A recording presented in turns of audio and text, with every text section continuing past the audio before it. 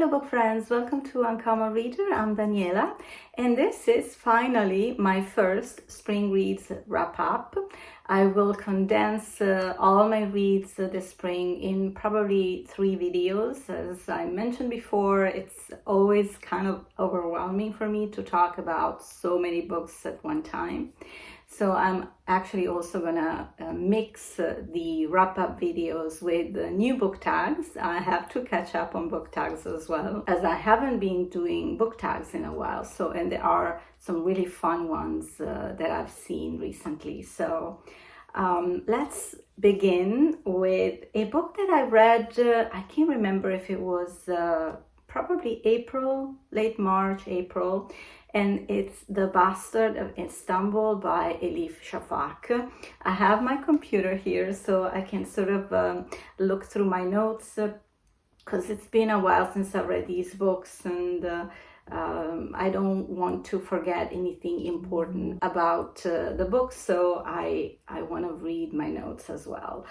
So The Bastard of Istanbul can be really described as a historic novel, although there is a background hinting at the Armenian genocide during the final years of the Ottoman Empire, when hundreds of thousands of Armenians were deported, killed, or forced to flee their country.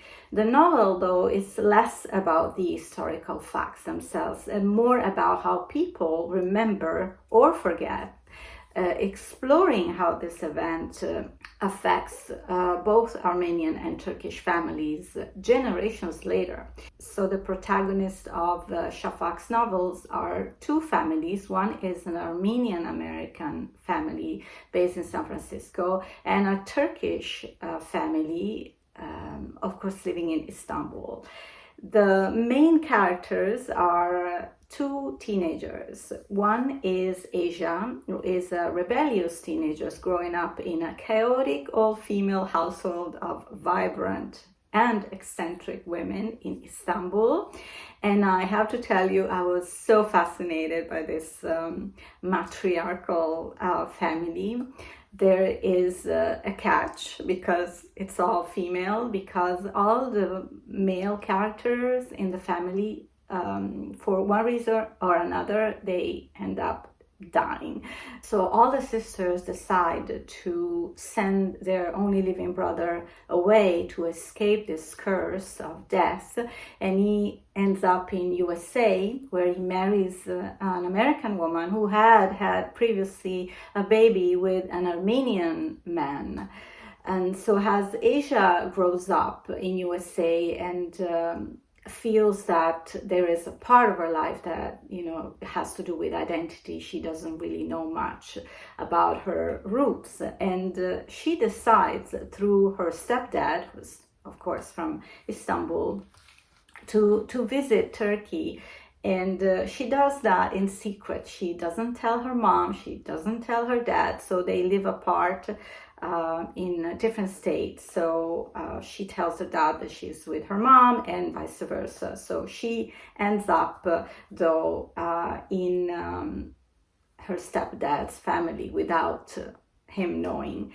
And of course the aunts don't know anything about this, and they welcome her with open arms. And this is the part that I really enjoyed about the book, because Asia probably discovers a part of herself that has more to do with what is Istanbul today. So we also, as readers, learn about the culture there.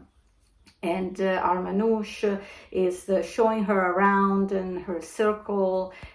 She hangs out with intellectuals, they talk about life, so some parts are kind of philosophical. But also I really enjoy the warmth of the family in welcoming her.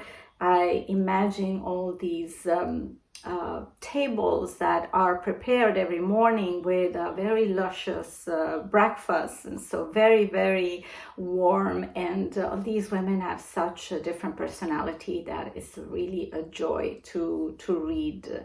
And this was my second experience reading Elif Shafak, and she confirmed how special her storytelling is.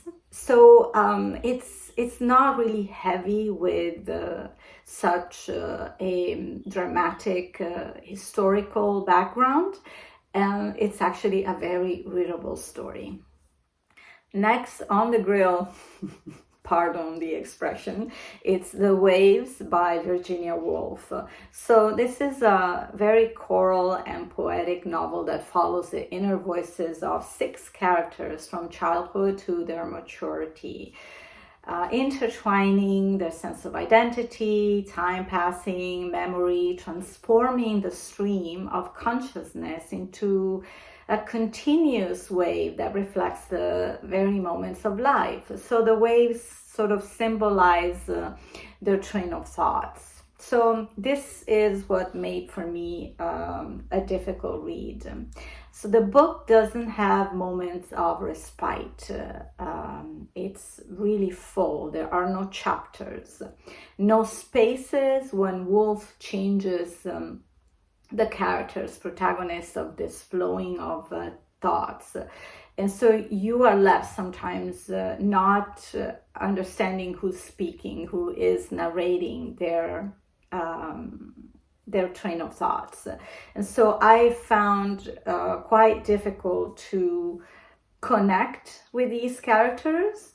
And I think that I also have a hard time really immersing in books that are so filled with personal reflections, hypotheses, if I did this, if I did that. And it's all so consuming, right? And it feels like you're in a loop and you're not gonna get out of it. Although there are moments of pure beauty and pure poetry, as you know, I cannot criticize Woolf writing.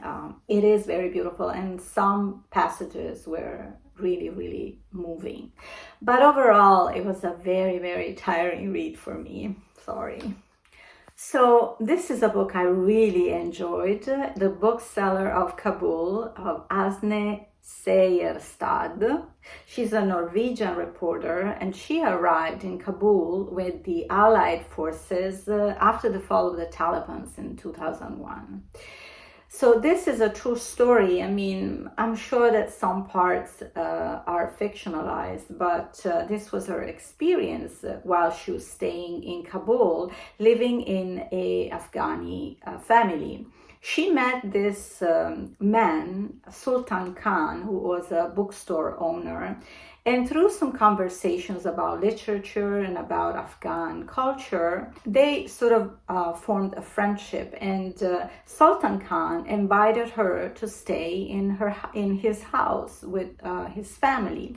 And this was so important for the author, Åsne, because living with an Afghani family, she was the testimony, witnessing what would happen not only outdoors, in public streets, but she had also an insight on what happens behind closed doors in an Afghani family.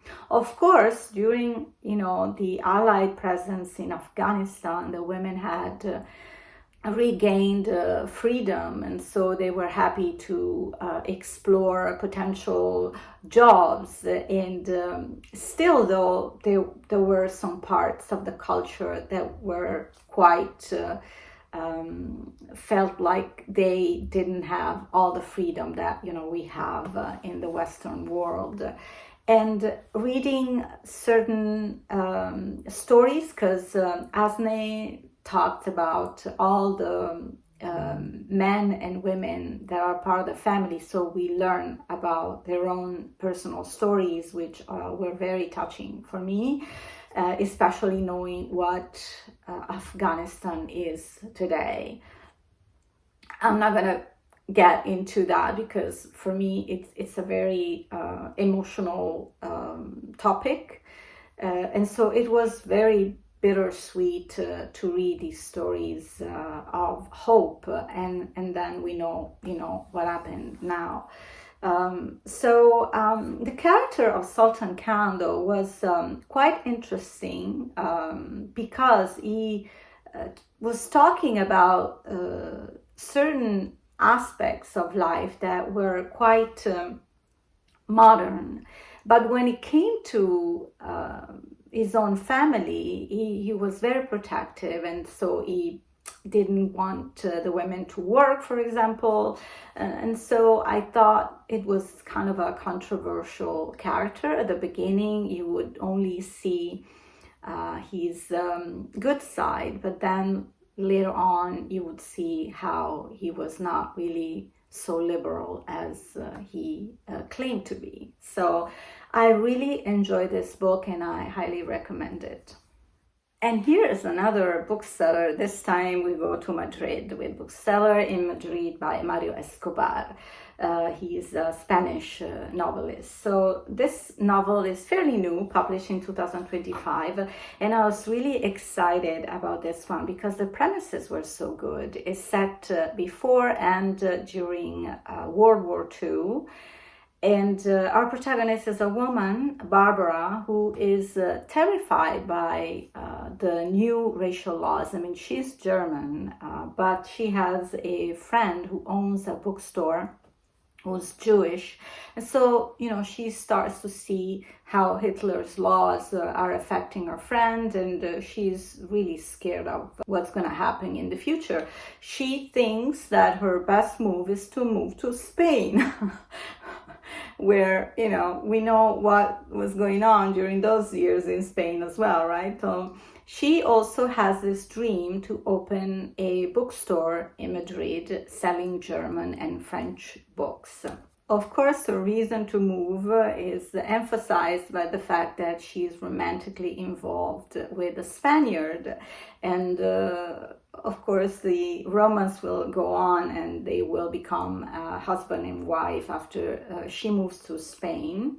And also, this husband of Barbara is a prominent figure in the Socialist Party, trying to counteract the rise of the right wing in Spain. We know General Franco, so also that was an historical aspect that I was really interested in because I don't know much about the Spanish Civil War. And that aspect in the book, for me, unfortunately, was quite confusing because this part, to me, the way the writer described it was very didactic. Dates, names, things that happened. So for me, it's just like, okay, I read and I forget. If I don't connect personally to the characters, know more about them, I really don't get that sense of interest in them. So knowing that this attack happened or this man was assassinated, but I don't know anything about him except that he died, it doesn't make me understand much of civil war in Spain. So I was a bit disappointed about that. And also certain parts for me were not credible enough. For example, yes, Barbara will be successful in opening a bookstore, but there are parts that are very weird because at one point she becomes torn between two factions, the Germans that are also at one point involved in Spain, and the socialist part, of course, because of her sympathies being married to a socialist, of course. So she's torn between these two factions, trying to recruit her as a spy, and while she's pregnant and having a baby. So it's just like,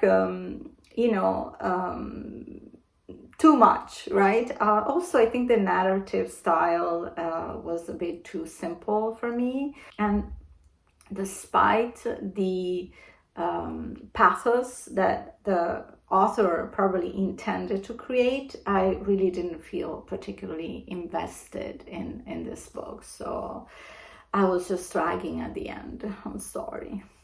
So I saved the best for last. I treated myself with two James Baldwin books. This was in May while I was in California, and I purchased these two books and I just couldn't wait reading it. And I'm going to start briefly with The Fire Next Time, which is actually a very brief read. It doesn't even reach 100 pages in his upbringing, because he already felt like he was experiencing something different in terms of sexuality and his orientation. So growing up in a Catholic environment was quite a struggle for him. And then I also, I have a couple of things that I've highlighted, so maybe I'll read it. Let me see. Yes, and this is actually a moment where he meets with Malcolm X. Sorry, I got confused. The encounter was with Elijah Muhammad. And they discuss, politics and racism, and he describes this moment where he visits his house. He arrives in the room. Now he turns towards me to welcome me with that marvelous smile, and carried me back nearly 24 years to that moment when the pastor had smiled at me and said, "Whose little boy are you?" I did not respond now as I had responded then. At that time he said, "I'm yours." Because there are some things, not many alas, that one cannot do twice. But I knew that he made me feel how I was drawn towards his peculiar authority, how his smile promised to take the burden of my life off my shoulders. Take your burdens to the Lord and leave them there. The central quality in Elijah's face is pain, and his smile is a witness to it. Pain so old and deep and black that it becomes personal and particular only when he smiles.